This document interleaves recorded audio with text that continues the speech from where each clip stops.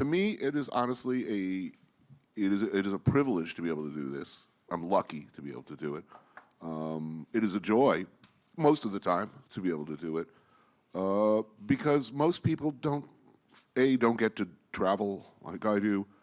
They don't get to bring to bear on any subject that interests them all of these terrible powers of, video cameras and post-production and editing.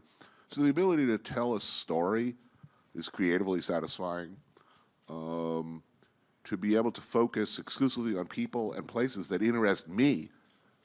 I mean, most people in media, the boss tells them, you're doing a segment on, the rutabaga shaped like Nixon today, or, the heartwarming story of someone you don't care about at all.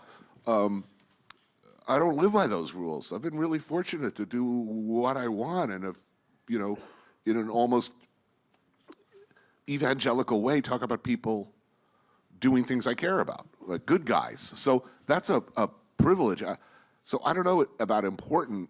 I mean, ultimately, it's kind of a selfish act. It makes me feel good to do it, so I do it. Do you think that unwillingness to compromise comes from having found success a little bit later in life, and you're sort of like, look, I don't have to do this I'm not going to do this if I don't want to do it. Right. So don't put me in a position where I don't want to do it. I think it's a function of having made a lot of mistakes in my life before I became successful with Kitchen Confidential. I think it's also the good fortune to have sort of blundered into television as the one guy in the room who didn't give a shit. And I realized very early on that this was a really powerful negotiating position to be in. So I never had to from the beginning, and I got used to that very quickly. And now I just won't have it any other way.